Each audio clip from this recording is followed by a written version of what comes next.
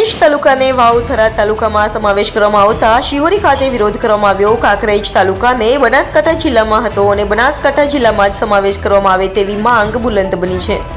ત્યારે હવે શિહોરી બંધનું એલાન આપવામાં આવે તો નવાઈ નહીં અને હવે શિહોરી બસ સ્ટેન્ડ ખાતે લોકોની ભીડ એકઠી થઈ હતી। ત્યારે વીએમ પટેલે ખાતરી આપી હતી કે કાંકરેજ તાલુકાના લોકોની લાગણીઓ જિલ્લા કલેક્ટર કચેરી સુધી પહોંચવામાં આવશે અને લોકોએ કાંકરેજ મામલતદાર કચેરીમાં આવેદનપત્ર પણ આપીને શિહોરી વેપારી મહામંડળના પ્રમુખ જયેશ ગોસ્વામીએ જણાવ્યું હતું કે જો કાંકરેજ તાલુકાને બનાસકાંઠા જિલ્લામાં સમાવેશ કરવામાં નહીં આવે તો આંદોલન કરવાની ચીમકી આપી હતી। ત્યારે હવે કાંકરેજ તાલુકાના મુખ્ય મથક શિહોરી ખાતે બંધનું એલાન આપીને બજાર બંધ રાખવા માટે તૈયારીઓ શરૂ થઈ ગઈ છે।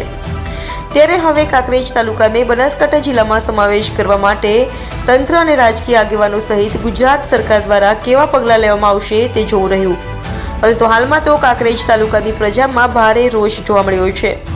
અમારા બનાસકાંઠા જિલ્લામાં કાંકરેજ તાલુકાનો સમાવેશ કરો તો અમારે થરાદ જિલ્લો મંજૂર નથી। અમારી માગણી છે, અમારી માગણી બધાની શિહોરી ગામ તાલુકાની માગણી એવી છે કે અમારો જે કાંકરેજ તાલુકો છે એ બનાસકાંઠામાં સામેલ કરવાની જરૂર છે। અમારે બીજું કોઈ જરૂર નથી। અમારે શિહોરી એ કાંકરેજ તાલુકાનું મુખ્ય મથક છે।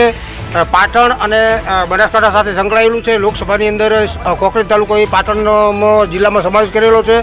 ત્યારે થરાદ જિલ્લાની અંદર જે કાંકરેજનો સમાવેશ કરવામાં આવ્યો છે, તમે શું કહેશો?